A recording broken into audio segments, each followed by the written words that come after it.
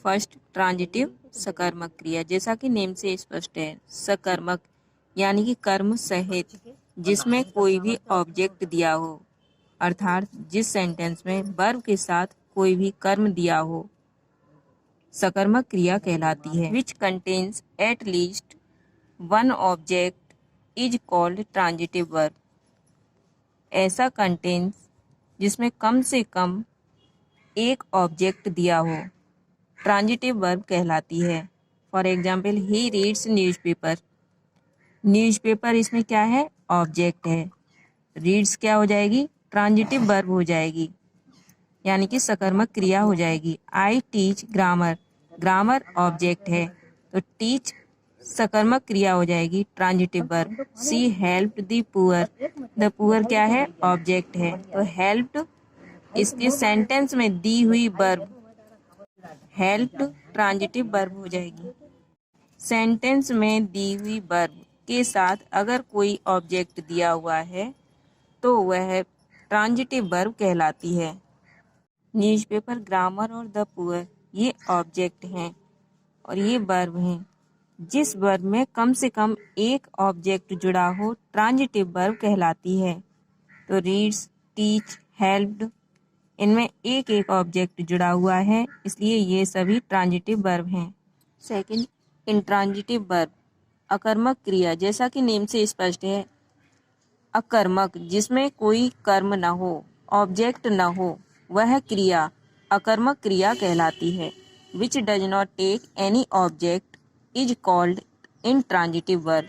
वह क्रिया जिसमें कोई भी कर्म नहीं हो, यानी कि कोई भी ऑब्जेक्ट न हो, अकर्मक क्रिया कहलाती है। For example, he laughed, she rests, I sleep. Laugh के बाद कोई भी ऑब्जेक्ट नहीं दिया गया है, सिर्फ वर्ब दी हुई है, कोई कर्म नहीं है, कोई ऑब्जेक्ट नहीं है, तो यह क्या कहलाएगी? अकर्मक क्रिया, इंट्रांजिटिव वर्ब। रेस्ट्स के बाद कोई भी ऑब्जेक्ट नहीं दिया हुआ है, स्लीप के बाद भी कोई ऑब्जेक्ट नहीं दिया हुआ है, इसलिए लाफ्ड, रेस्ट्स, स्लीप ये तीनों इंट्रांजिटिव वर्ब कहलाएंगे। इस प्रकार से जिस वर्ब के बाद कोई भी ऑब्जेक्ट नहीं हो, वह इंट्रांजिटिव वर्ब अकर्मक क्रिया कहलाती है। Second type of finite verb, helping verb. Helping verb को ही ऑक्सिलरी वर्ब कहते हैं। That verb which cannot be produced complete sense of sentence without main verb or complement is called helping या auxiliary verb। कैसे पहचानेंगे कि यह helping या auxiliary verb है? एक ऐसी वर्ब जो किसी मेन वर्ब या कॉम्प्लीमेंट के बिना सेंटेंस का अर्थ पूरा नहीं कर सकती, उसे हेल्पिंग या ऑक्सिलरी वर्ब कहते हैं। For example, he was playing, I am a teacher, she is fine. He was playing ये कॉम्प्लीमेंट है और ये मेन वर्ब है। मेन वर्ब और कॉम्प्लीमेंट के बिना सेंटेंस का अर्थ पूरा नहीं हो सकता, तो वह वर्ब हेल्पिंग वर्ब कहलाती है। इस प्रकार से वॉज, एम, इज ये तीनों हेल्पिंग वर्ब हैं। ऑक्सिलरी वर्ब या हेल्पिंग वर्ब टू टाइप्स की होती हैं, primary and model. Primary auxiliary verb, primary auxiliary verb वह वर्ब होती है जो किसी कॉम्प्लीमेंट या मेन वर्ब के बिना सेंटेंस में सेंस को पूरा करती है, प्राइमरी ऑक्सिलरी वर्ब कहलाती है। For example, I am fine, that auxiliary verb which gives complete sense without using main verb with the help of complement.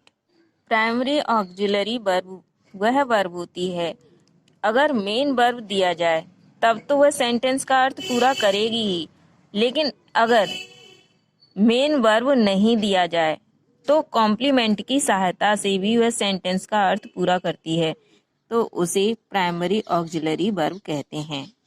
जैसे आई एम फाइन, तो ये क्या है? प्राइमरी ऑक्सिलरी वर्ब है। ही इज रीडिंग, अगर ही reading कहा जाए तो यहाँ पर कोई मेन वर्ब नहीं है, लेकिन इस सेंटेंस का अर्थ पूरा हो रहा है बिना मेन वर्ब के ही। और अगर इस प्रकार से कहा जाए ही इज रीडिंग, तो वह पढ़ रहा है, तब भी इस सेंटेंस का अर्थ पूरा है। तो मेन वर्ब के बिना अगर कॉम्प्लीमेंट दिया हुआ हो और अर्थ पूरा हो रहा हो, तो वह प्राइमरी ऑक्सिलरी वर्ब कहलाती है। सेकंड टाइप है model auxiliary verb. That auxiliary verb which cannot produce complete sense of sentence without using a main verb. एक ऐसी ऑक्सिलरी वर्ब जो बिना मेन वर्ब की सहायता के वाक्य का अर्थ पूरा नहीं कर सकती, मॉडल ऑक्सिलरी वर्ब कहलाती है। मॉडल ऑक्सिलरी वर्ब सिर्फ कॉम्प्लीमेंट की सहायता से अर्थ को पूरा नहीं कर सकती, जबकि प्राइमरी ऑक्सिलरी वर्ब कॉम्प्लीमेंट की सहायता से अर्थ को पूरा कर सकती है अगर मेन वर्ब नहीं दी गई हो तब।